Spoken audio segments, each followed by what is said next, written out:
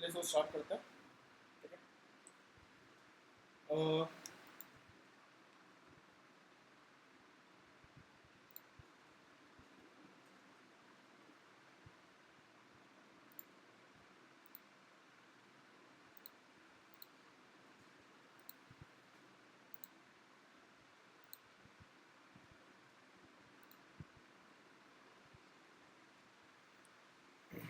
ठीक है, आप लोग लास्ट टाइम तक हम लोगों ने जो चीज़ें पढ़ी थी वो इफ़ कंट्रोल स्टेटमेंट तक हम लोगों ने इसे ख़त्म किया था।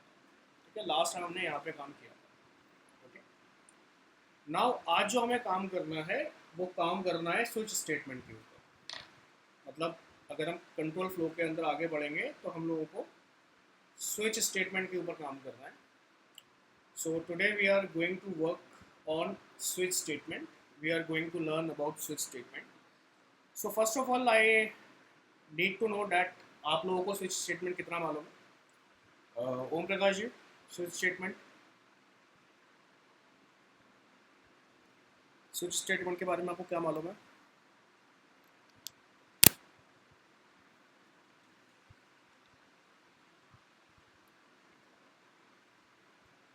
कंडीशन बेस्ड यूज होता है। ठीक है, सुशांत।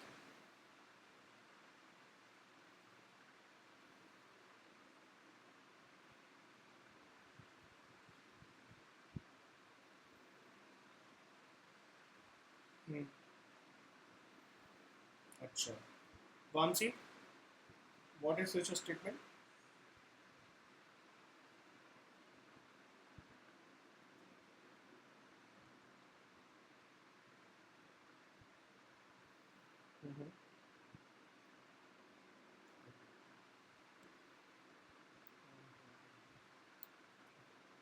चलिए, देखिए स्विच स्टेटमेंट के बारे में अगर मैं बताऊं तो लमसम बिल्कुल वैसा ही होता है जैसे इफ के साथ में काम होता है। अगर हम यहाँ पे कीज के बारे में बात करें, so just like if, switch statement भी कंडीशन पे काम करता है। बॉक्स और कंडीशन, ठीक है, ये भी कंडीशन पे काम करता है। पर जो डिफरेंस है वो डिफरेंस क्या है, इफ जो होता है ये एक बार में मल्टीपल कंडीशंस पे काम कर सकता है। यानी कि अगर हम बात करें, हमारे पास में ए एक वेरिएबल है और उसकी वैल्यू 10 है, बी एक वेरिएबल है उसकी वैल्यू 10 है, सी एक वेरिएबल है उसकी वैल्यू 10 है, और हम इन तीनों को चेक करते हुए चलना चाहते हैं, तो हम इफ के साथ में इन तीनों के साथ काम कर सकते हैं इजीली, हमें कोई इशू नहीं। ओके, पर जहां पे बात आती है सिंगल स्टेटमेंट की, तो सिंगल स्टेटमेंट के साथ क्या करना होता है, हमें बार बार एफ एल सिर्फ बार बार लिखना होता है। फॉर दैट थिंग्स जो हमारे काम में आता है कि क्योंकि हम एक सिंगल स्टेटमेंट के बारे में बात कर रहे हैं, तो हम एक सिंगल स्टेटमेंट को लेके उसके अंदर कंडीशंस या रोल ऑन करते चले जाते हैं, उससे हमारे पास कंडीशंस रेडी हो जाती हैं। सो जहाँ पे देखिए इफ एल्स वहाँ पे काम में आता है जहाँ पे हमें एक से ज़्यादा कंडीशंस को टॉलरेट करना है, एक से ज़्यादा कंडीशंस पे काम करना है। पर अगर हमारे पास सिंगल कंडीशन अवेलेबल है, अगर हमारे पास single value available, single variable available है, तो हम उस और उसके अंदर अगर हमारे पास मल्टीपल वैल्यूज हैं तो हम स्विच के साथ में काम कर सकते हैं। ये बेसिक रीज़न होता है स्विच का। ये वाली बात क्लियर हुई आप लोगों को? ओम प्रकाश जी, सुशांत, क्लियर हुआ? ठीक है, कहने का मतलब ये है इफ जो है किसके लिए यूज हो रहा है, सबके लिए यूज हो रहा है, जितने कंडीशन है सबको ले चलो, कोई दिक्कत नहीं। स्विच किसके लिए यूज हो रहा है, सिर्फ एक के लिए यूज हो रहा है। Okay, so Vamsi, why we are using switch here? The basic here the likely things between if and switch is that both are using for the conditions, both are working on a specified condition, that you have to provide at least some conditions to both of them to work on something. Okay, the basic difference between if and switch is, into if you can go with multiple conditions, either you can go with A, B or C, whatever you have, you can go with multiple conditions. But if you have a single condition, let's suppose if we are working on A, okay, and we have to check or we have to work on multiple values of it, of this a variable, so we are going with switch state. So actually they both are the part of same, they both are the part of condition, or you can say they both are the part of control flow. But the basic difference is if can control multiple values, multiple statements, while switch can go with single statement or single value. Vamsi, is it clear to you? Okay. So let's move to next part. Let's understand that what or how exactly we are going into Kotlin. So Kotlin में काम कैसे होता है? सबसे पहली बात, switch statement को Kotlin में हम बोलते हैं when. ये बात याद रखिएगा, स्विच को हम when बोलते हैं. ओम प्रकाश जी, क्लियर हुआ? स्विच को हम when बोलते हैं. सुशांत, ये क्लियर है? So Vamsi, into Kotlin we are renamed that switch, and we cannot name it at switch. We are call it when. Okay, the keyword is when. Instead of using switch, we are using when. Okay, how exactly we are going to use when, and in what criteria we can use when. यहाँ पे समझिएगा कि हम लोग direct variable, Kotlin के साथ अच्छी बात क्या है? Kotlin के साथ अच्छी बात ये है कि हम डायरेक्ट वेरिएबल के अंदर भी इनको यूज़ कर सकते हैं. मतलब अगर आपको मान के चलते हैं, हमारे पास कोई कंडीशन है कि भाई हमारे पास एक वेरिएबल है, लेट्स सपोज हमारे पास में वेरिएबल है डे. हमारे पास एक वेरिएबल है डे. नाउ मुझे इसके अंदर, इस डे के अंदर मुझे वैल्यू स्टोर करानी है. मुझे बताना है कि भाई इस डे के अंदर क्या वैल्यू है. अच्छा, कंडीशन के रूप में हमें क्या मिल रहा है? कंडीशन के रूप में हमें डेट मिल रही है. ठीक है,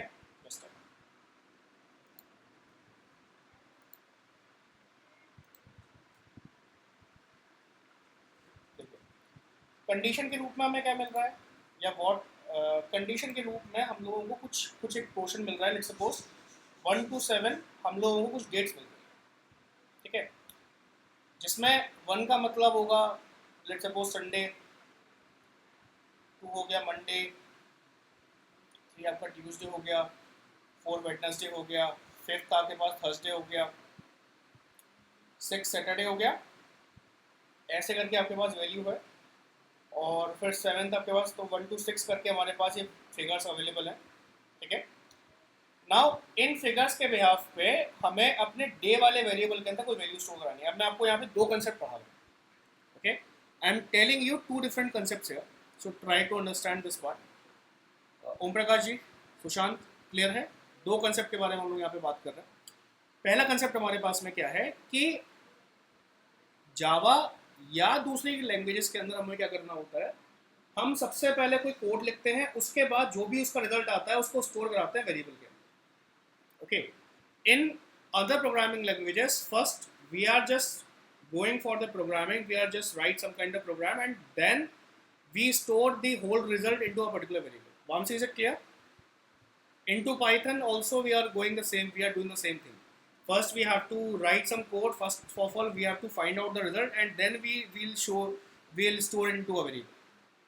Okay, but into Kotlin के साथ में क्या होता है, आपको ऐसा नहीं करना होगा. आप डायरेक्टली वेरिएबल के अंदर कंडीशन लिख सकते हैं. क्या मतलब है कहने का? That let's suppose if I am saying day is equals to, let's suppose I am saying that day is null right now and I am saying, मैंने यहाँ पे कहा if date की वैल्यू 1 हुई तो आपको क्या करना है, डे बराबर मान लेते हैं संडे हमने रख दिया. एल्स इफ अगर डेट हमारे पास में 2 हुई तो डे कुछ होगा. We do the specified programming like this. Okay, Om Prakash ji, Sushant, Rajesh ji, अभी तक हम जो प्रोग्रामिंग करते हुए आ रहे हैं वो इस तरह से करते हुए आ रहे हैं. ठीक है, बट अगर हम लोगों को डायरेक्ट प्रोग्रामिंग करनी है, अगर हम लोगों को कुछ स्पेसिफाइड प्रोग्रामिंग करनी है, तो इंस्टेड ऑफ इट हम लोग डायरेक्टली इस पर काम कर सकते हैं. हमें यहाँ पे बार बार डेट देने की जरूरत नहीं है, हम लोग इसको ऐसे भी लिख सकते हैं, day is equals to if date is equals to 1, like this, हम इसको ऐसे भी लिख सकते हैं, ठीक है। तो ये इसके लिए एक बेहतरीन बात होती है, एक फंडामेंटल बात होती है। ये चीज़ कैसे होती है मैं आपको वेन स्टेटमेंट के साथ में समझा रहा हूँ, ठीक है।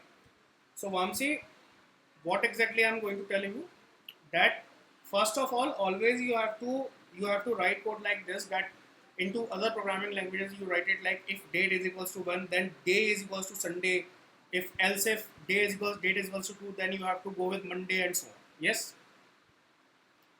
But into Kotlin you don't have to go with like this. Instead of it you can directly call if else statement into a particular variable, okay. You don't have to go another or go into different phases. Just you can just directly do the simplified codings or the control flow statements within a variable, okay. So how exactly we are doing this? First of all, सबसे पहले हमें ये समझना है कि when statement कैसे काम करता है, उसके बाद हम ये समझेंगे कि इसके अंदर कैसे ये देता है. So for that thing, let's suppose I have a variable that is day is equals to 3. I have a variable day is equals to 3 and on this behalf I have to provide a day name. मेरे पास में day की जो value है वो 3 है और इसके बेहाफ पे मुझे डे नेम देना है. तो मुझे यहाँ पे दो तरह से मैं यहाँ पे कोड कर सकता हूँ. मैं आपको दोनों तरह के कोड बता रहा हूँ यहाँ पे.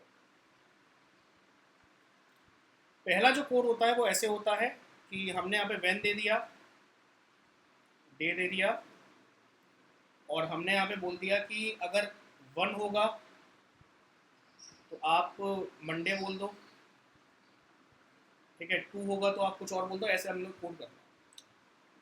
अब अगर हमें डायरेक्टली कोड करना है, मतलब इसके जगह पे अगर हमें डायरेक्टली इस वैल्यू को स्टोर कराना है, तो फॉर दैट थिंग हम यहाँ पे क्या करेंगे, इसकी तरह काम ना करते हुए हम यहाँ पे सिंपल लिख देंगे well day name is equals to, और जो भी वेन स्टेटमेंट है वो उसके अंदर प्रोवाइड करा देंगे. That means that we have to provide when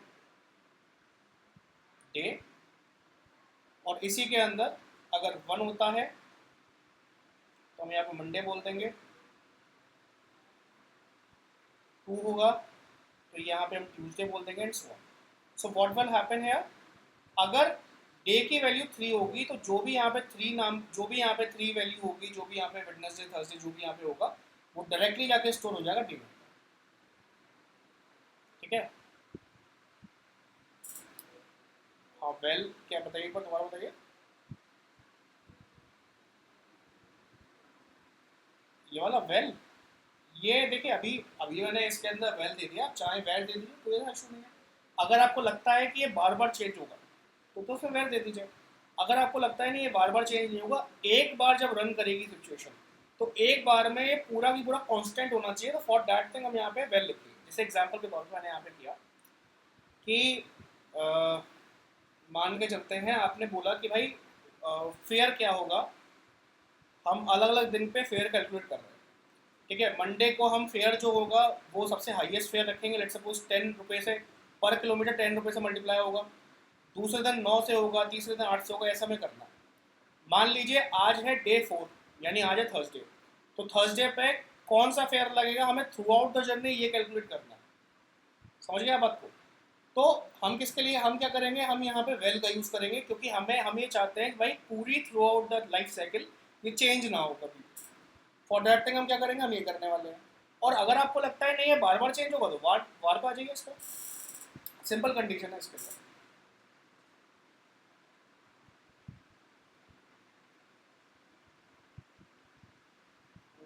one को क्या समझेगा ये.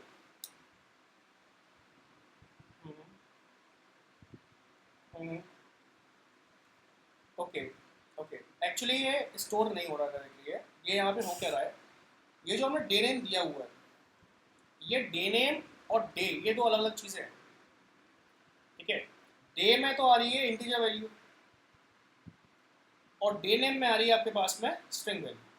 इस चीज़ को आप देखिए, अभी मैंने यहाँ पे नाम मेंशन, अभी मैंने यहाँ पे जो क्या बोलेंगे इसको, इसका डेटा टाइप मेंशन नहीं किया. That's called type inference. इस चीज़ को टाइप इन्फरेंस बोलते हैं. मैंने पढ़ा है आपको टाइप इन्फरेंस अब तक.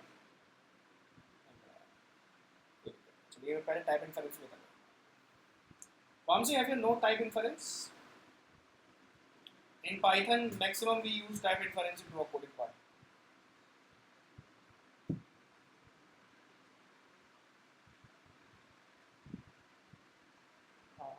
Okay, okay. So what is it? What is inference?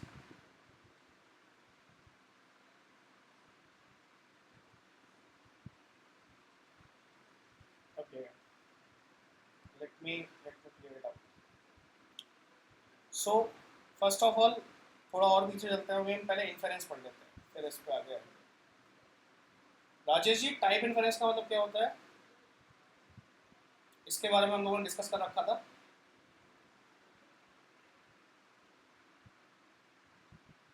Hello, type inference का मतलब क्या होता है? Let me through. सबसे पहले मैं ना इसकी एक मेन कंडीशन लिख देता हूँ, फिर बताता हूँ। मैंने यहाँ पे वेल, लेट सपोज अपने कोई वेरिएबल का नाम क्या नाम दिया हमने यहाँ पे, फाइंड फेयर कर दिया, या फिर फेयर वैल्यू करके मैंने यहाँ पे एक वेरिएबल बनाया है. So I am creating a variable with the name of fair value, and I am providing it integer data type is equals to, let's suppose, something 100 rupees. So what exactly it is? I have a keyword. I have a keyword that shows me that the value of variable is final, or it can be changed throughout the runtime. Second thing is the name of variable. Third thing will be the data type, and fourth thing will be the value of that variable. अब यहाँ पे हमने क्या किया हुआ है? यहाँ पे हमने ये मेंशन किया हुआ है कि ये जो वेरिएबल है मेरा किस टाइप का है. यस, मैंने यहाँ पे मेंशन किया हुआ है that what kind of variable it is and what exactly value it will store into this fair value. ओम प्रकाश जी, समझ में आ रही है बात? सुशांत, ये बात क्लियर हो रही है कि हमने क्या किया हुआ है? ठीक है. Now let's suppose what happen if I not write it. Let's suppose if I write it directly like this, then what will happen? अब क्या होगा इसके अंदर? अगर मैं यहाँ पर इंटीजर मेंशन ना करूँ तो क्या होगा फिर इसके अंदर? ओम प्रकाश जी, क्या होगा इसके अंदर?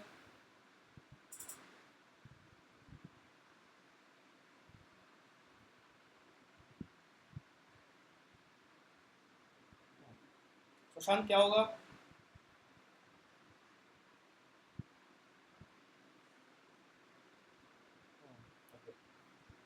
वामसी, फर्स्ट ऑफ ऑल आई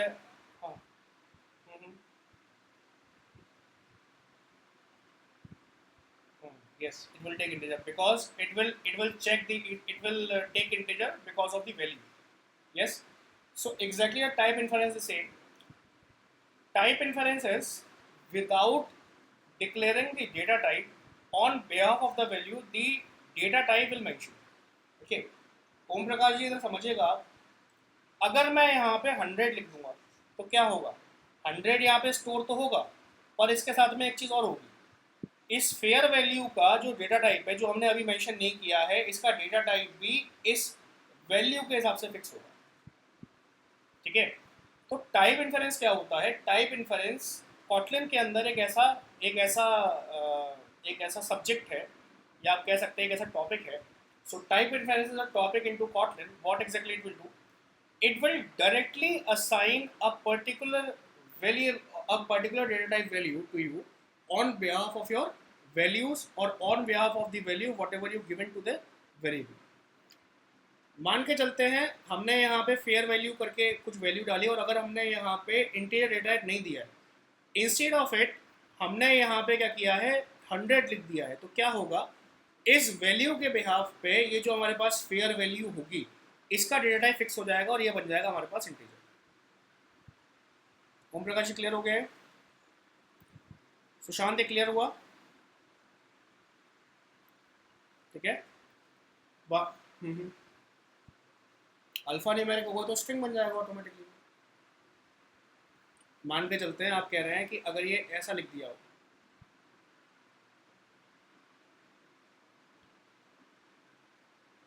कैसे लिखा हुआ है 00,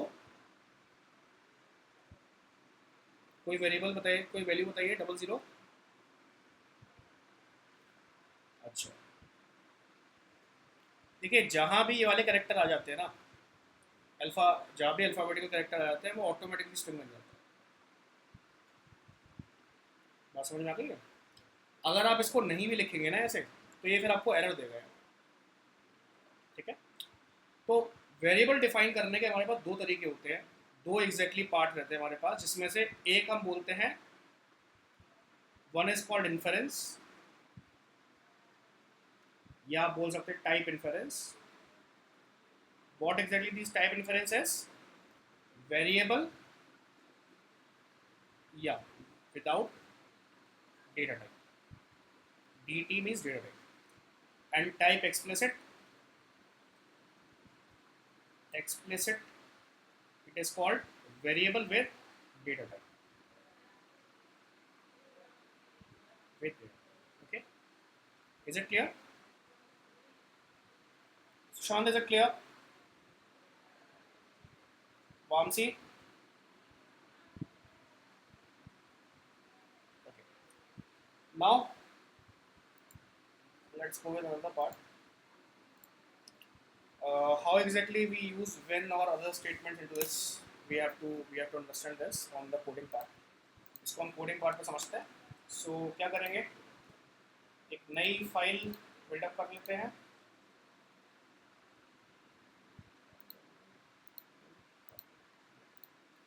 एक नई फाइल बना लेते हैं। नई फाइल हम कैसे बनाएंगे, तो how exactly we are going to create a new file, we can do this by two different parts. Either I can just hover on this Kotlin folder, right click over it, and on new you just create Kotlin class file like this. Okay, तो अगर हमें कोई नई file बनानी होती है क्या करते हैं हम लोग, Kotlin पे जाते हैं, राइट क्लिक करते हैं, न्यू पे क्लिक करके Kotlin क्लास फाइल को यूज कर देते हैं हम लोग इस तरह से। ये आपके पास होता है कि आप किसको यूज करना चाहते हैं। अगर आप यहाँ पे Kotlin कोई क्लास बना के रेडी कर रहे हैं तो आप क्लास यूज करेंगे, और अगर आप किसी फाइल पे, जैसे अभी ये जो हमारे पास बना हुआ है, still what exactly we have, that main.kt is a file, it's not a class file, it's a file. Okay, so we are just choosing the file like this, and we are choosing other variables, other topics like this. Okay, so here is another file what we have, हमारे पास यहाँ पे एक नई file आ चुकी है other topics.kt नाम से। Okay, so what exactly we have to go with? First of all, we have to provide it the entry path, that is fun main like this. सबसे पहले हम लोगों को एक मेन फंक्शन यहाँ पे बनाना होगा। मेन फंक्शन के अंदर let's suppose I am providing a value a integer is equals to 3. So what exactly it means? This is what? This is type explicit. Okay, this is called type explicit. Is it clear? Om Prakash ji, clear है आपको? ठीक है, अब यही चीज अगर मैं यहाँ पे लिख दूँ वेल डे नेम, और यहाँ पे मैं कोई भी वेरिएबल नहीं दे रहा, कोई भी इसका डेटा टाइप नहीं दे रहा, तो यही चीज टाइप इन्फेरेंस बन जाएगी। ठीक है, सो Vamsi, if I directly or if I not provide any kind of data type to it, it will become type inference, because whatever the value stored into it will be decided on the value whatever is stored into it. Okay, but now here the condition is, here the condition, यहाँ पे हमारे पास एक condition आती है। आप लोग condition बताइएगा कि कंडीशन में क्या होना चाहिए। लेट सपोज मैंने यहाँ पे वेल फ्रूट लिखा और यहाँ पे मैंने एप्पल लिख दिया, और अब मैं यहाँ पे फ्रूट लिख रहा हूँ और मैं इसको 10 कर दे रहा हूँ, क्या ये सही होगा या गलत? ओम प्रकाश जी,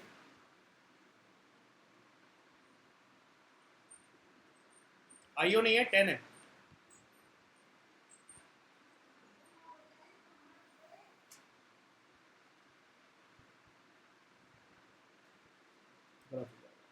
ठीक है, सुशांत क्या होगा इसके अंदर, सही होगा गलत होगा?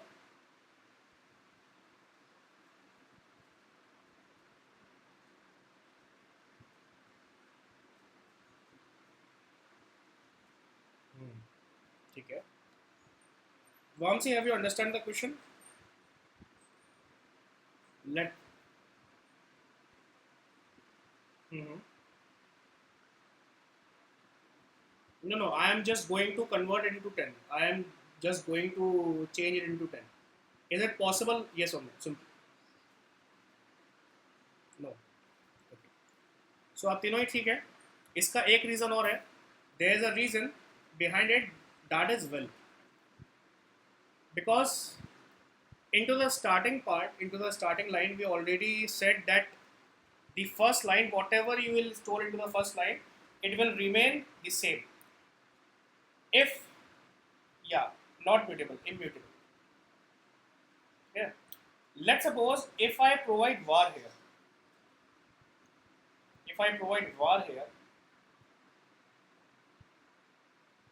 so is it will possible to convert the data type, Vamsi?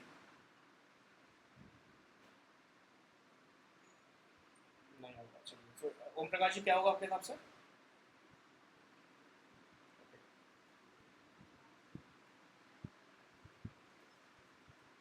हम्म. देखिए, चलो इसको देख लेते हैं एक बार. इसको प्रैक्टिकली देखते हैं, फिर समझ में आ जाएगा. Okay, let's make it practical. So first of all, I am creating a day name is equals to, let's suppose, Monday. I am making it var Monday, and later on I am just creating day name is equals to 10.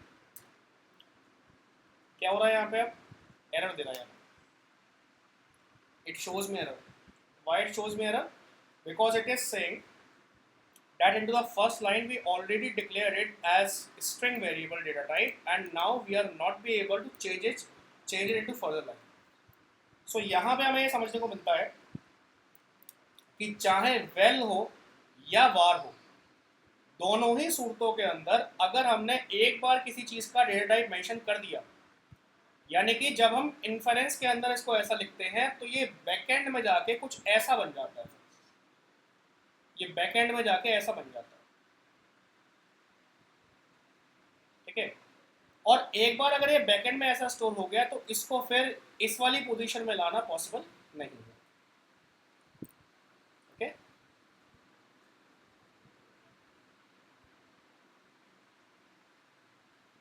नहीं, कोई फर्क नहीं पड़ेगा. चाहे आप well लिखिए चाहे आप वार लिखिए, कोई फर्क नहीं पड़ेगा इस बात से. वैल और वार से जो फर्क पड़ता है वो वैल्यू से फर्क पड़ता है कि वैल्यू चेंज नहीं होती. ठीक है. Through out the system, through out the life cycle value change नहीं होगी इसकी. हाँ हाँ हाँ.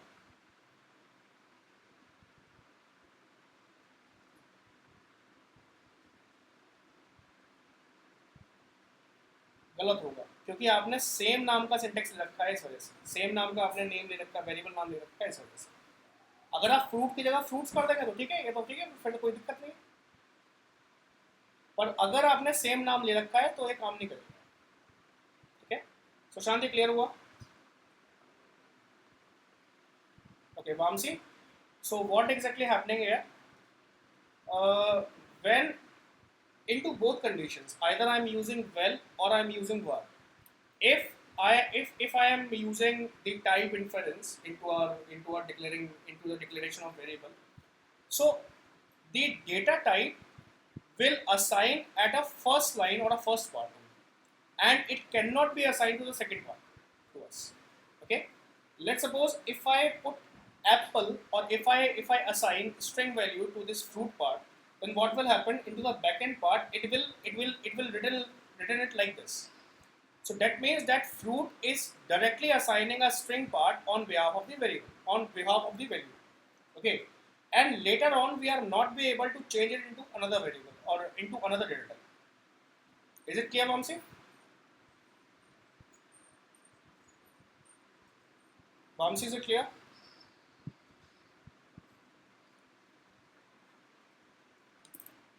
Yeah, I need it. Perfect. So that's why हमें यहाँ पे एरर आ रही है. That's why we are getting error. So if we hover it, आप भी इसको देख सकते हैं कि ये क्या है. ये एक्चुअल टाइप इंटीजर है जबकि हमने स्ट्रिंग यहाँ पे डाला था. ठीक है. ये इस तरह से काम करेगा. Okay. Let's go with another type. Let's go with the switch statement.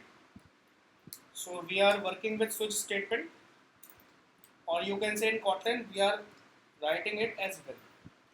So हम अब switch statement के साथ में काम कर रहे हैं, when के साथ में काम कर रहे हैं. हम कैसे काम करेंगे इसके अंदर? हम डायरेक्टली बिना इसको ऐसे लिखे हम क्या करेंगे? हम यहाँ पर डायरेक्टली इसको एक वेरिएबल नेम के अंदर कंसिडर करा देंगे. सो क्या किया मैंने इसके अंदर? व्हेन यहाँ पे डायरेक्टली मैंने कॉल किया है like this. I am calling when directly here, and into this when I am writing the value, I am putting the value day here like this. Okay.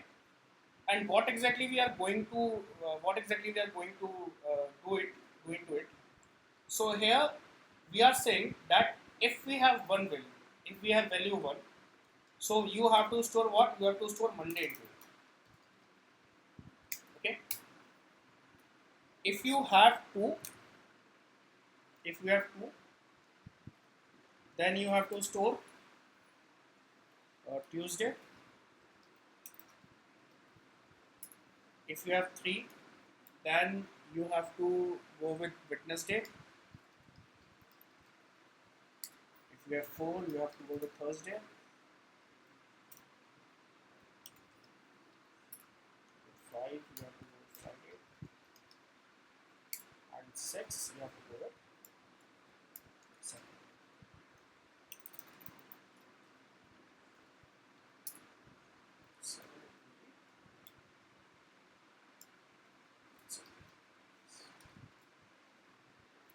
And अगर हमारे पास कोई और variable रहता है, that means if we have another variable into the whole part, then what exactly we are going to do? We are going to do else invalid. Okay. ये clear हुआ आप लोगों को यहाँ पे? So what is happening here? What exactly happening here? Into the day name variable, I am providing the name directly with the help of switch statement like this. Instead of using switch statement into another format, into another portion or into another system, I just directly call it into the variable, within the variable. So what will happen? I don't have to code it into a subtle manner. I don't have to code it into a hardcore manner or into another part. All over the code, I just store it into that variable part. Whenever it will call, it will first process the switch statement part, and then will provide whatever the value stored into it. Okay. So इसमें क्या हो रहा है? यहाँ पे हमें अलग से कोई हार्डकोर कोडिंग करने की आवश्यकता नहीं पड़ रही है. हम डायरेक्टली इसके अंदर विद इन अ वेरिएबल हम इसके अंदर कॉल कर रहे हैं. और with in a variable call करने से फ़ायदा क्या होता है कि हमें बार बार इसको है ना शो अप नहीं कराना होता. बार बार हमें ऐसे ये नहीं दिखाना होता है कि हाँ भाई आपके अगर आपकी डे वैल्यू ये आई है तो आपका डे नेम ये आएगा, अगर आपका 4 आया है तो आपको ये इस्टेब्लिश करना पड़ेगा. ऐसा कुछ आपको करने की ज़रूरत नहीं होती है. डायरेक्टली आप इसे वेरिएबल के अंदर ही कॉल करा सकते हैं. ओम प्रकाश जी, ये क्लियर हुआ आपको? सुशांत, ये क्लियर हुआ ये वाला पार्ट, ये जो पूरा लिखा है? ठीक है. Vamsi, is it clear to you? Okay. Now let's go and print line, and here we are printing day name like this. Let's print it.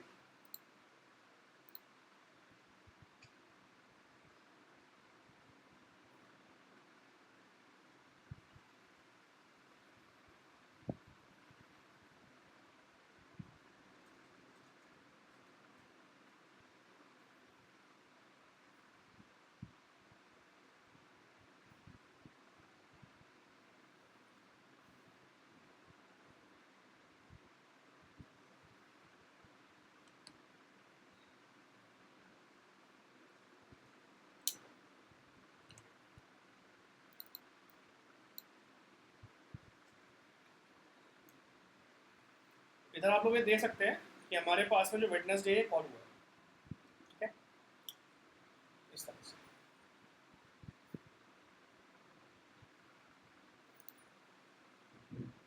Now what exactly we are going to learn? Into the next part we are going to learn the loops. Next part में हमें यहाँ पे अब loops पढ़ने जा रहे हैं। Okay, मुझे आप 1 मिनट दीजिए। यहाँ पे हम लूप्स पढ़ने जा रहे हैं। ठीक है, यहाँ पे लूप्स की स्टार्टिंग कर रहे हैं। सो कौन कौन सा जनरली लूप्स हमारे पास अवेलेबल है? एक, हाँ बताइए।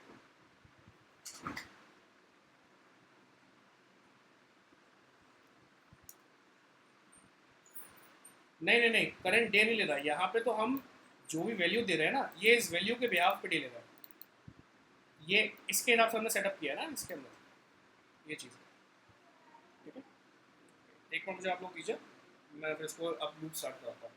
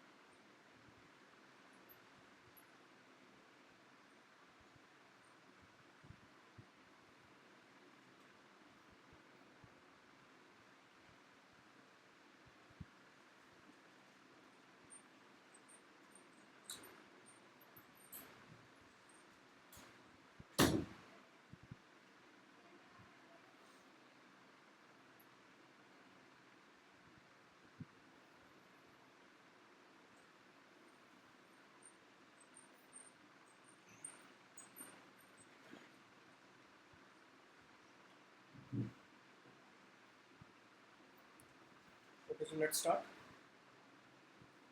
So how many loops we have into the current situation, into the current part? So we have generally 3 different loops into our system. हमारे पास जनरली 3 लूप होते हैं। सबसे पहला लूप जो हमारे पास होता है वो होता है फॉर लूप। दूसरा लूप जो हमारे पास होता है ये होता है while loop. And the third loop what we have is do while loop.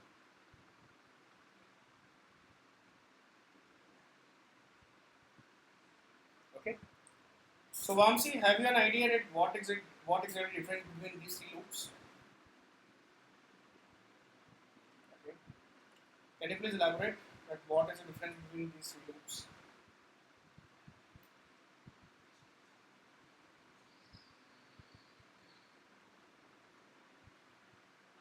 Mhm, mhm.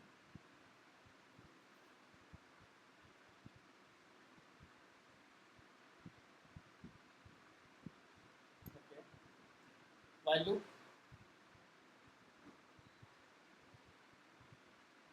Mhm. Condition. Mhm.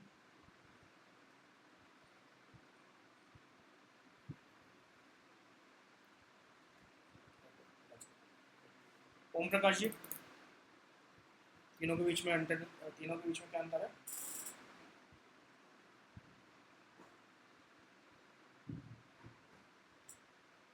Hello Om Prakash ji,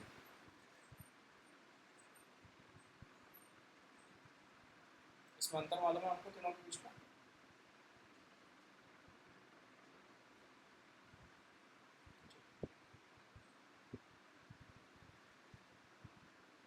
Mhm. ठीक है। है, ठीक है।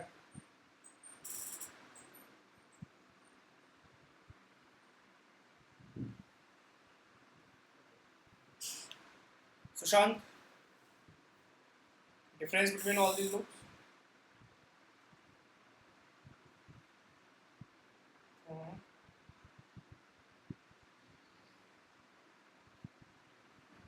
हम्म,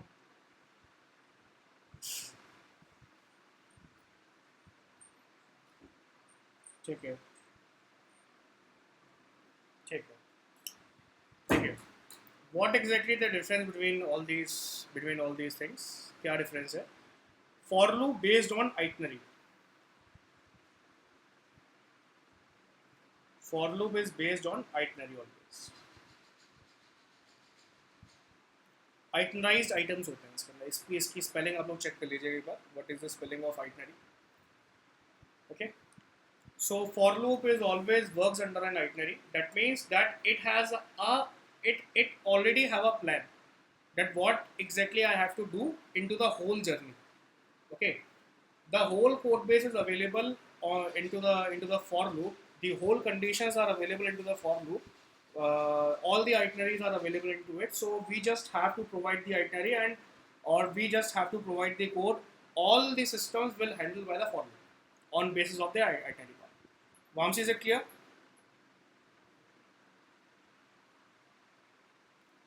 ओम प्रकाश जी, इसमें होता क्या है? सुशांत, ओम प्रकाश जी, राजेश जी, इसमें क्या होता है? फॉर लूप के अंदर हम लोग पहले से ही आइटनरी प्रोवाइड करा देते हैं। आइटनरी का मतलब पहले ही सारी कंडीशन दे देते हैं कि भाई हाँ भाई ये इतने से बड़ा होना चाहिए, इतने से छोटा होना चाहिए, ये इतनी बार ये करेगा, ये सब कुछ हम पहले मेंशन कर देते हैं। उसके बिहाफ पे कोड ब्लॉक अपना काम करता है। वाइल लूप के अंदर क्या होता है? वाइल लूप के अंदर हर एक एग्जीक्यूशन पे इसको अपनी कंडीशन चेक करनी होती है। सो into the while loop it has to check the condition each and every time after execution. Okay, that means let's suppose it has a condition that is I is lesser than 5. Okay, so each and every time whenever the condition occurs, whenever the condition is I plus plus and initially the value of I is 0 and we are adding the value plus 1 into it I at every execution. So at every point of time, it has to check this condition that whether it is true or false. If it is true, then the code block executes. Otherwise, it gets eliminated. Vamsi, is it clear? Om Prakash ji, clear है बात ये जो मैंने बोला अभी? कि जो भी हम यहाँ पे कंडीशन देंगे, हर बार सबसे पहले ऐसे कंडीशन जब भी एग्जीक्यूट करेगा सबसे पहले कंडीशन चेक करेगा। अगर कंडीशन में वो अवेलेबल होता है तो ठीक है, अगर नहीं होता तो फिर वो मना कर देगा, वो बिल्कुल बाहर आ जाएगा। और डू व्हाइल लूप में क्या होता है? पहले ये एटलीस्ट वन टाइम, एटलीस्ट एक बार, ठीक है, through out the journey at least एक बार पहले कोड ब्लॉक को रन कराएगा, उसके बाद में कंडीशन चेक करेगा। बात समझ में आ गई आपको? ठीक है, चलिए इस पर काम करते हैं। Let's do the work over it. How exactly we are writing the syntax into this part? So here we are creating another file.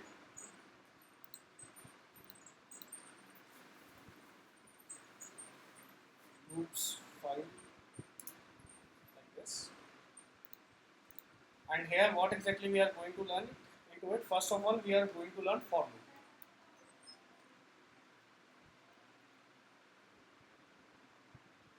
कोई दिक्कत नहीं है इसके अंदर, आप फाइल में लिख दीजिए, फंक्शन लिख दीजिए, कोई दिक्कत नहीं इसके अंदर। अलग अलग फाइल इस वजह से बना रहा हूँ ताकि जब आप इस पर काम करेंगे ना तो आप अलग अलग फाइल्स को ढूंढ के समझ में आ सकता है क्या ये क्या था, ये क्या था। मतलब एक्चुअल में ये प्रोजेक्ट डेवलपमेंट से के लिहाज से तो बना नहीं, ये तो समझाने के लिए बना रहा हूँ ना आप लोगों को। तो आप लोगों को अलग अलग फाइल मिल जाए इसी वजह से मैंने अलग अलग फाइल यहाँ बना रहा हूँ ये। हाँ, हाँ,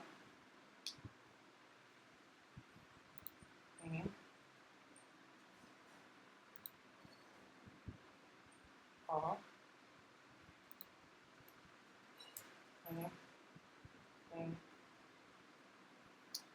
देखिए अगर आप वहाँ पे से बहुत से फंक्शन वगैरह कुछ कर रहे हैं तो आप सिंपल फाइल पे चले जाइए, कुछ मत करिए। और अगर आप यहाँ पे क्लास डेवलप कर रहे हैं या इनम क्लास डेवलप कर रहे हैं तो फिर आप क्लास चूज करेंगे। ठीक है, जैसे यहाँ पे अलग अलग पार्ट है ना, यहाँ पे देखिए ये सब अलग अलग पार्ट्स हैं। अगर आप यहाँ पे सिंपल फंक्शन वगैरह के साथ में काम करने वाले हैं देन आप फाइल को चूज करेंगे।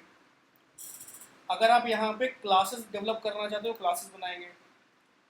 अगर आप यहाँ पे ऑब्जेक्ट क्लास बनाना चाहते हैं, अगर आप यहाँ पे क्लास के टाइप बना रहे हैं, जैसे इंटरफेस क्लास कुछ बना रहे हैं, डेटा कुछ क्लास बना रहे हैं, इनम क्लास बना रहे हैं, तो आप ये चूज करेंगे। ठीक है ना, ये चीज़ होता है इसमें। Okay now, so first of all we have to go with function, main function, and into this main function first let's suppose how exactly we can execute the for loop. Okay, just a minute, just give a minute. अरे पापा वो आया था आज, inverter वाले आए थे, ऐसा उसमें कोई कमी नहीं थी इन्वर्टर में, वो इन्वर्टर तो सही, मतलब उनके सामने सही चल रहा था वो, उसमें ये था शायद बैटरी सडनली लो हो गई थी, तो कह रहे पानी डाल देना इसके अंदर, एसी का पानी बोल रहे थे।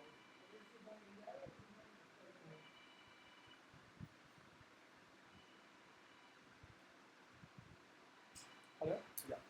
So how exactly we are going to use this for loop? So I'm directly using it. So for that thing, first of all, we have to use for like this. And into this for loop, between these parenthesis brackets, I have to mention the itinerary. What exactly we have to go with.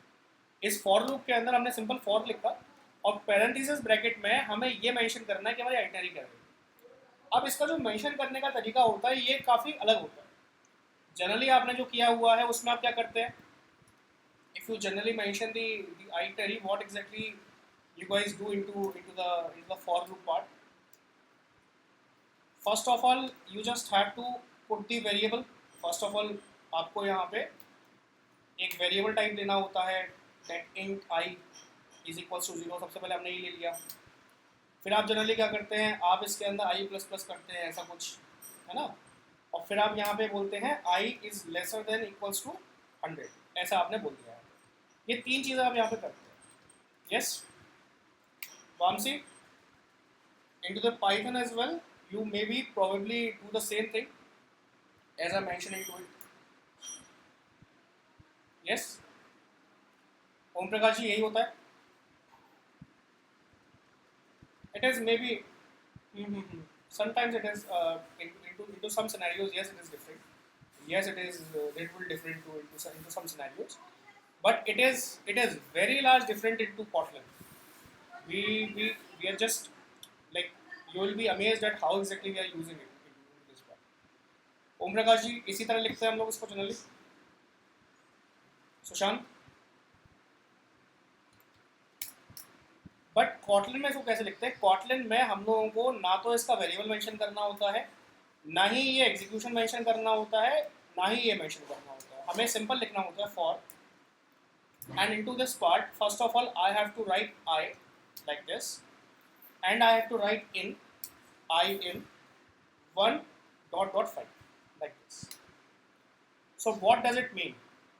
I in 1 lesser than 5, what does it mean?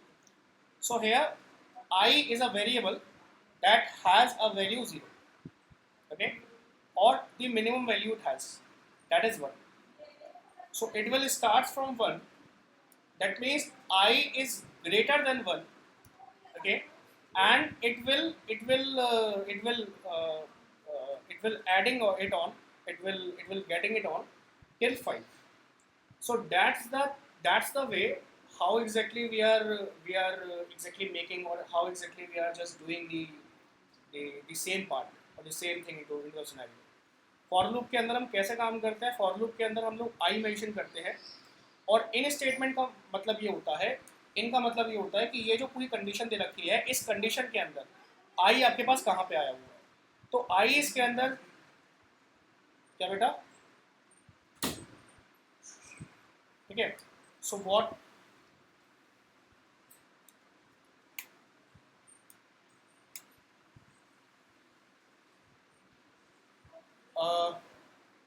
Sushant, can you please turn off your mic?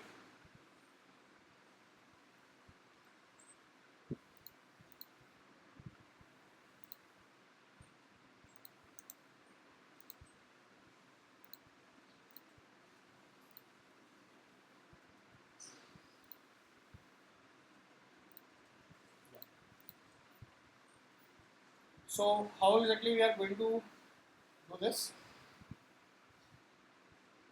हाँ मैं समझ गया। ये जो हमारे पास में condition होती है, जो हमने कंडीशन यहाँ मेंशन करी है, मैं आपसे कह रहा था ना कि हमें आइटनाइज करना होता है। तो ये जो 1 to 5 की जो हमारे पास कंडीशन है, ये डबल डॉट जो होता है, इस डबल डॉट का मतलब होता है 2। ये डबल डॉट जो होता है ये हमें रेंज प्रोवाइड कराता है, that from this to this. That means अगर हम फ्रॉम दिस टू दिस को मेंशन करेंगे तो हम करेंगे this double score this, that means this, yes, ठीक है। ये कुछ इस तरह मेंशन होता है जैसे यहाँ पे होता है, ओके। अब इसी के बीच में कहीं पे आ रहा होगा आई, तो हमने यहाँ पे बोला हुआ है आई जो है वो 1 से बड़ा होगा और 5 से छोटा होगा, यानी मिनिमम वैल्यू जो इसकी है, जैसे हम I is equal to 0 minimum value set करते हैं ना C++ के अंदर, है ना, वैसे ही इसने मिनिमम वैल्यू सेट कर दी किसकी, ऑटोमेटिकली सेट हो गई इसकी वाई की, और कहाँ तक जानी है, 5 तक जानी है, ठीक है। और इसके अंदर ऑपरेशन जो भी हो ना, वो ऑपरेशन हम यहाँ पे मेंशन करा देंगे directly. So operation will be print I at each time, at each part, okay. So let's run it. Can you please start?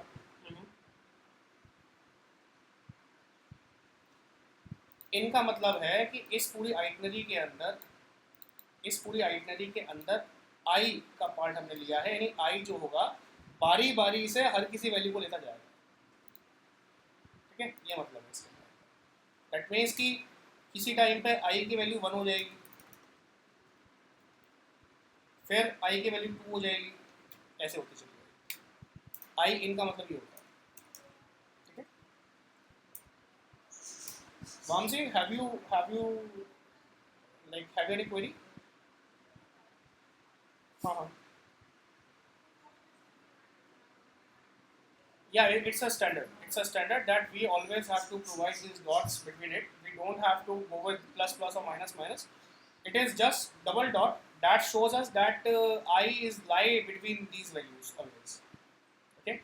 Whenever we have to provide a range, whenever we have to provide a range between numbers, so we have a range between so and so numbers. So for that thing, let's suppose that my variable or this I has a particular number between 0 to 50. So what exactly we have to go with? We have to 0 double dot 50 like this. So it will greater than 0 and it will lesser than 5, 50. So that's the exact meaning of this double dot. Okay, there are a lot of things we can do it, or we can do it at multiple portions. Okay, don't worry about it. We'll just move it on.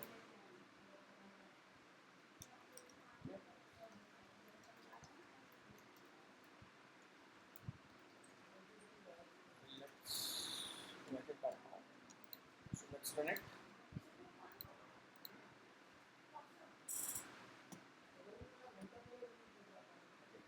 So this is how it can work, like this. Okay, we have 1, 2, 3, 4, and 5 values, whatever available into it. So I will reach to the minimum value to the maximum value, and it works all the numbers between available between it. Okay, what exactly I am going to, what exactly I am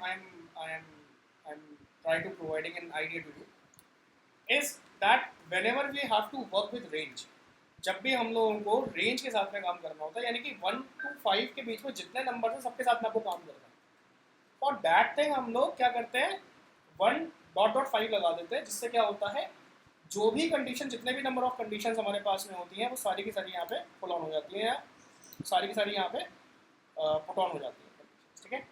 इस तरह generally यहाँ पे काम होता है। तो मैं अगर आपको यहाँ पे बोलूँ तो एक बेसिक सा मैं आपको सिनेरियो समझा देता हूँ।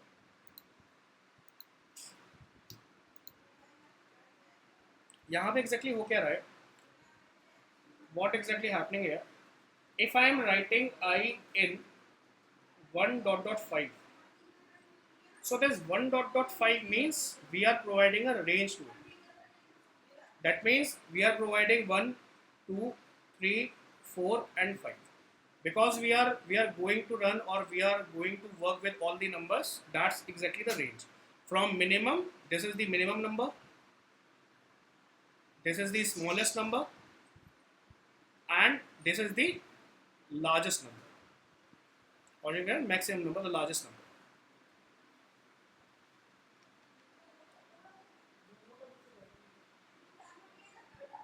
Largest number, or let me write it, smallest number.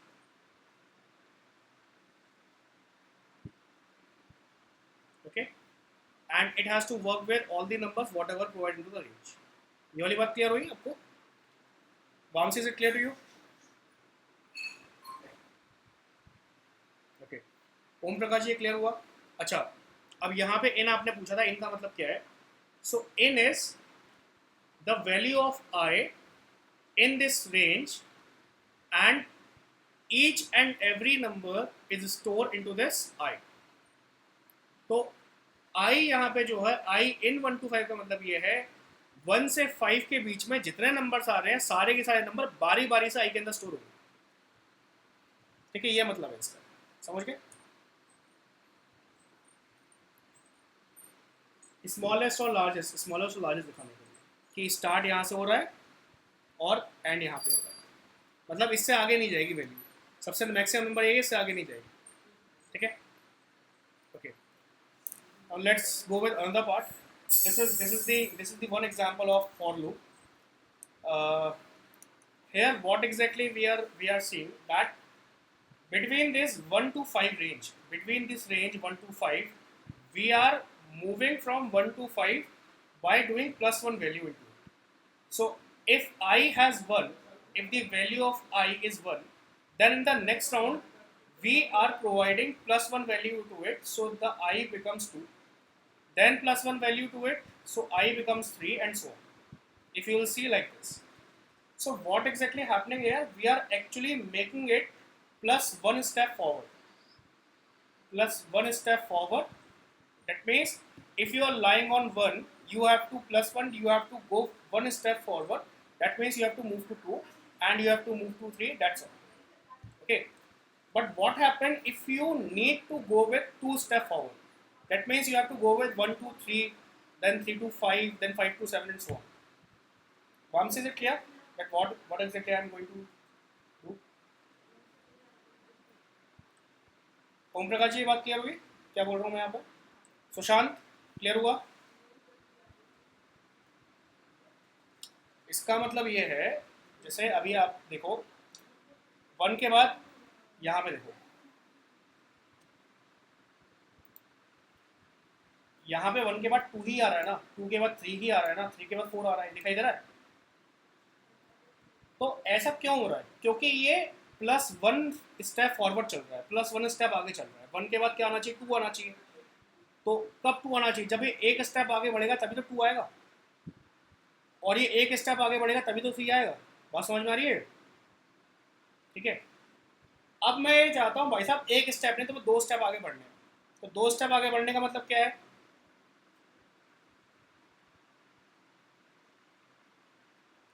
कि अब आपको 1 से 2 पे नहीं जाना, मतलब प्लस 1 ना करते हुए आपको प्लस 2 करना है.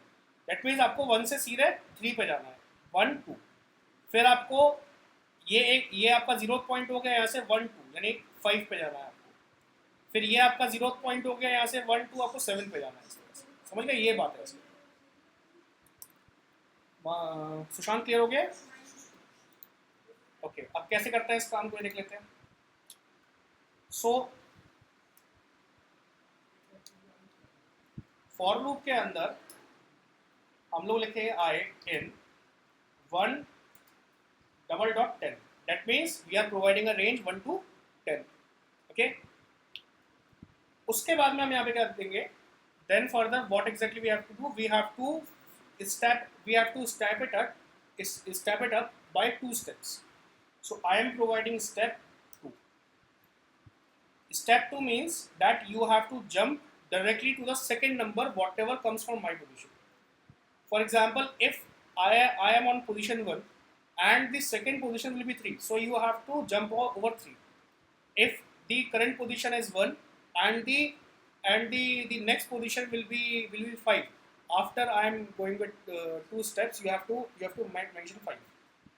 So how exactly we have to run this part? We have to go with just I, and we just have to run it like this. We'll find it out that it will becomes 13579 like this. Okay. Vamsi, is it clear to you? Om Prakash ji clear हुए? Sushant clear हुआ? अब हमें क्या करना है यहाँ पे? What exactly we have to go with? I have to create reverse loop. हमें बड़े से छोटे नंबर पे आना है, ठीक है? अभी हम छोटे से बड़े नंबर पे गए ना. Into these positions we are going from smallest to largest number. Now I have to go with, I have to come on largest to smallest. Okay? Condition समझ में आ रही है? Vamsi, is it clear? What exactly we have to go with? We have to come from largest to smallest part. Om Prakash ji clear हो रहा है आपको? Sushant clear हो रही है मेरा बात? ये इसके लिए हम क्या करेंगे? देखो, इसके लिए हम लोग लैडर मेथड यूज करते हैं. ये लैडर मेथड में आता है. लैडर क्या होती है? हमारे पास सीढ़ी अवेलेबल है. कैसे?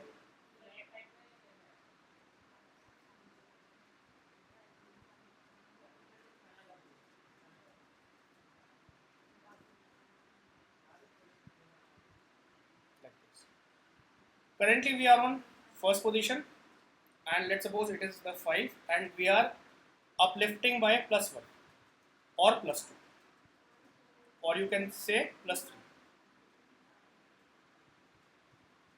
Okay, Vamsi, is it clear? This is called ladder method.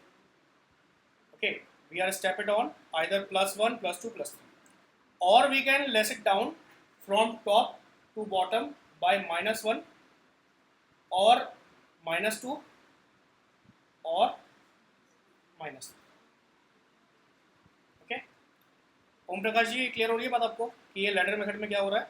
हम एक करंट वैल्यू से +1, +2, +3 करके, या अपर हाईएस्ट वैल्यू से -1, -2, -3 करके ऊपर या नीचे आ सकते हैं. ठीक है, इसको हम बोलते हैं, इस चीज़ को हम बोलते हैं स्टेप अप. स्टेप अप, इसको बोलते हैं स्टेप डाउन. Step down. हाँ,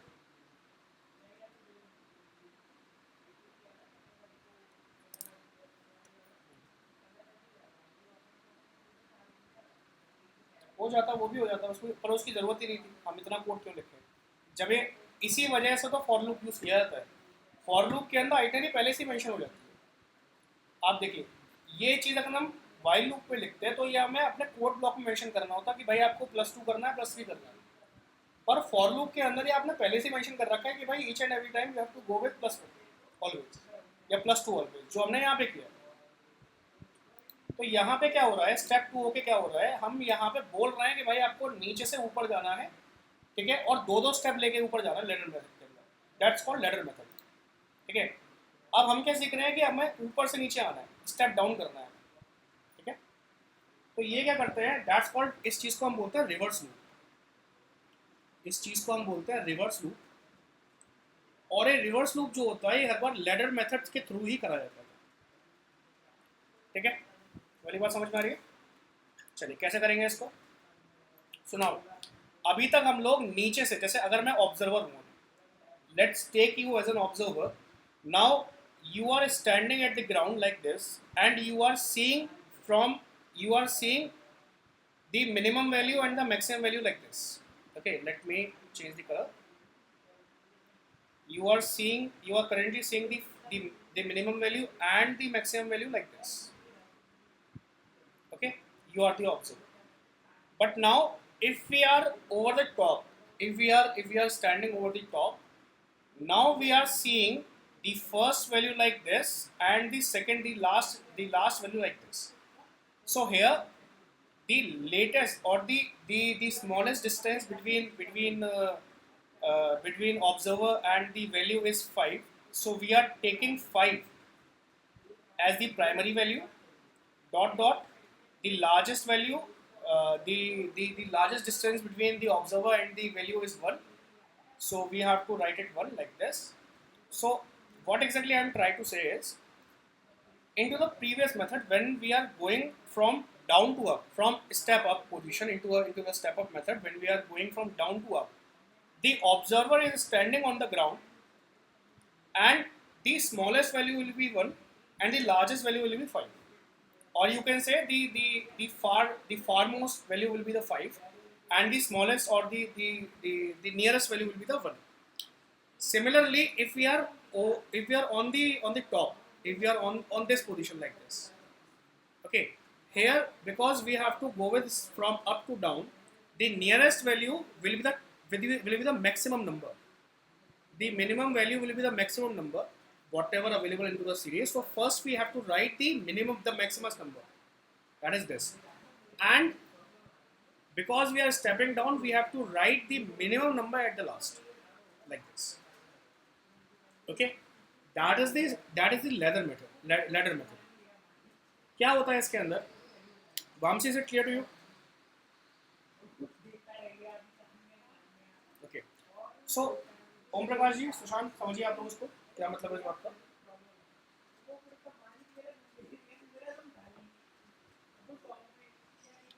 जब हम लोग यहाँ पे स्टेप अप करते हैं, नीचे से ऊपर चढ़ते हैं, तो हमारा जो ऑब्जर्वर होता है, जो यहाँ पे देख रहा है सारी चीज़ों को, अभी ऑब्जर्वर आप क्या बोल सकते हो? कॉटलिन बोल दो, कुछ मत बोलो, कॉटलिन बोलो। कॉटलिन के अंदर जब भी हम इस तरह से मेथड पे काम कर रहे होते हैं, नीचे से ऊपर चढ़ रहे होते हैं, तो हमारे पास जो भी सबसे पास में वैल्यू होती है उसको सबसे पहले लिखते हैं, और सबसे दूर दूर वाली वैल्यू को सबसे बाद में लिखते हैं। तो हमने यहाँ पे इस तरह से मेंशन किया है। कब? जब हम नीचे से ऊपर चढ़ रहे हैं, पर अभी हम ऑलरेडी ऊपर अवेलेबल है। अब यहाँ से जो नियरेस्ट वैल्यू पड़ेगी, यानी 5, जो मैक्सिमम वैल्यू, वो सबसे पहले लिखी जाएगी, और जो सबसे बाद में वैल्यू लिखी जा रही है वो बाद में लिखी जाएगी, क्योंकि हम ऊपर से नीचे उतरने वाले हैं इसका, इस वजह से। ये वाली बात क्लियर है आपको यहाँ तक? ओम प्रकाश जी, क्लियर हुआ है? ये सिर्फ समझ, देखिए ध्यान रखिएगा, ये समझने का तरीका है बस, कल ये मैंने समझाने के लिए बताया आपको, ऐसा कोई कंसेप्ट नहीं है यहाँ पे, ठीक है? ठीक है सुशांत, ये बात क्लियर है? Vamsi, there is a thing that ladder method is a hypothetical concept. It is just used to summarize you the condition that what exactly happening here. Exactly, no any condition or no any situation available into the whole part, into the whole programming part. Okay. So now let's go with this part. Let's write it down. For, and here what exactly we have to go with? First I have to write I in, that is the constant part, and we have, let's suppose 10, the maximum value 10, and we have to come over 1, so down to what? Down to 1. Okay, so what exactly happening here? We are actually step down from the topmost position to the lowest one. Okay, that means we are going with second one position like this. Okay, okay, why we are writing 10? So if you have any confusion, just go with that part, that if you are available over the top of the part, the maximum value will be the nearest one, and the smallest value will be the farmost value available from the topmost position. So whatever you have to the near point, you have to write it first, and whatever you have to the farmost position, you have to write it at the last, like this. Okay, so जब भी आप लोगों को एक concept याद करना हो, अगर एक कंसेप्ट याद करना हो, तो सबसे सिंपल तरीका ये है, हाँ, आपको सिर्फ ये याद रखना है कि ऑब्जर्वर आपका कहाँ खड़ा हुआ है। अगर आपका ऑब्जर्वर, अगर आपको सबसे टॉप मोस्ट पोजीशन से नीचे की तरफ आना है, तो आपका ऑब्जर्वर सबसे टॉप पे खड़ा हुआ है, उस टॉप से सबसे नियर बेस्ट पोजीशन वो होगी जो सबसे बड़ी वैल्यू होगी, तो वो बड़ी वैल्यू आपको पहले लिखनी है, और सबसे दूर वाली वैल्यू आपकी वो होगी जो सबसे छोटी वैल्यू आपकी होगी, वो आपको सबसे एंड में लिखनी है। ये आपको याद करने का तरीका होगा यहाँ, ठीक है? लेट्स सपोज इसे प्रिंट आई कर देता है। सो जैसे ही हम इसे रन कराते हैं, तो मैं यहाँ पे 10 से नीचे की तरफ ही आने लगता 109876 ये यहाँ पे आएगा। वाली बात क्लियर है आप लोगों को? Vamsi, is it clear to you?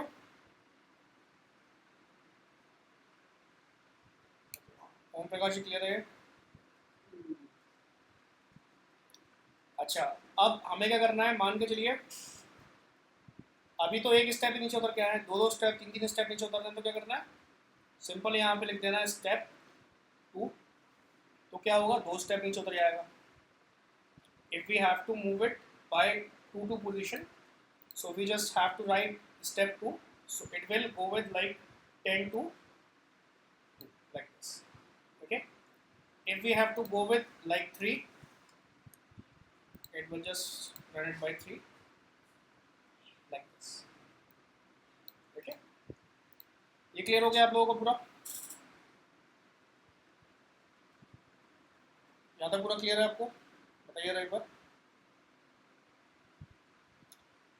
थोड़ा सा इसमें आपको काम करना होगा, ये नई चीज़ है आपके लिए, ठीक है? अच्छा, अब ये तो नंबर्स के लिए बात हो गया। लेट्स सपोज आप हमारे पास वर्ड अवेलेबल है, वर्ड पे हमें काम करना है, तो वर्ड पे हम कैसे काम करेंगे? लेट्स सपोज मेरे पास एक वर्ड अवेलेबल है, what exactly I am saying is I have a word, okay, and what exactly I have to go with, I have to make a part and separate each letter from that word. So I have a word that is Kotlin like this, and I need Kotlin separately into separate lines. So what exactly we have to go with? We have to just write I in word like this. Okay, we have to just write I in word, and when we print I here, what will happen? All the characters are broken down and will print into a single line. All the characters are printed into a single lines. Let's see what does it means. So if you will see that this happens like this. It is very simple to do in Kotlin instead of in Python as well. So Vamsi, is it clear to you how exactly we are doing the same? Om Prakash ji clear हुआ कैसे किया हमने काम? ये clear नहीं हुआ आपको? हाँ, एक कैरेक्टर करके उसने स्टोर किया। सुशांत जी क्लियर हुआ? अच्छा, आपको स्टेप अप करेंगे, स्टेप नहीं कर सकते इसके ना, पोजीशन नहीं है। मैक्सिमम चीज़ हमारे पास हो चुकी है, बाकी हम कल देखते हैं।